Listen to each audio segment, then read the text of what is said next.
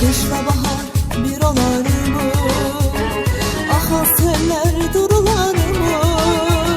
Kerim gafil burular mı? Bülbülün nefesiydi, beden ruhum gefesiydi. Sevgin hayat hevesiydi. Bir de aşık olma gülüm, yarpağına yolma gülüm. Aşık olma gülüm, yarpağına yolma gülüm.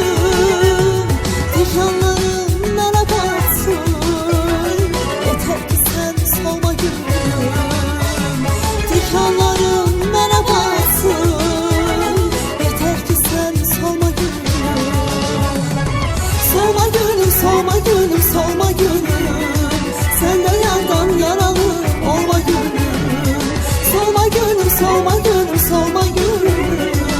Bir an bile benden ayrı kalma gülüm.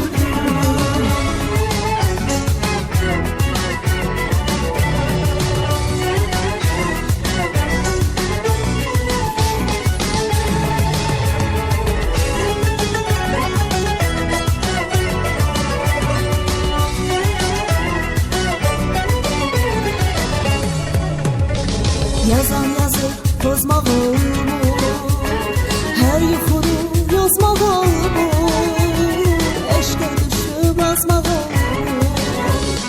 Gözlərimin nuru ol gəl, şərab olub qəlbə dol gəl. Ömür boyu mənim ol gəl. Bir də aşık olma gülüm, yarpağına yolma gülüm. Bir de aşık olma gülüm, yarpağına yolma gülüm. Dikanlarım bana batsın, yeter ki sen solma gülüm. Dikanlarım bana batsın, yeter ki sen solma gülüm. Solma gülüm, solma gülüm, solma gülüm.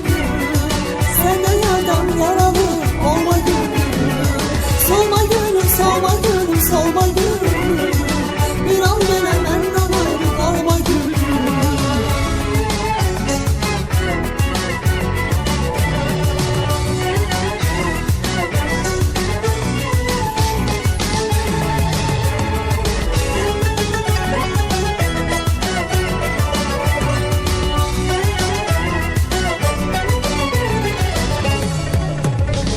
Sevgi gülü açmak ister, yar koynuna kaçmak ister. Kanat açıp uçmak ister. Gözlerimin nuru ol gel, şərab olup qəlbə dol gel. Ömür boyu mənim ol gel. Bir də aşık olma gülüm, yarpağına yolma gülüm. Bir de aşık olma gülüm, yarpağına yolma gülüm.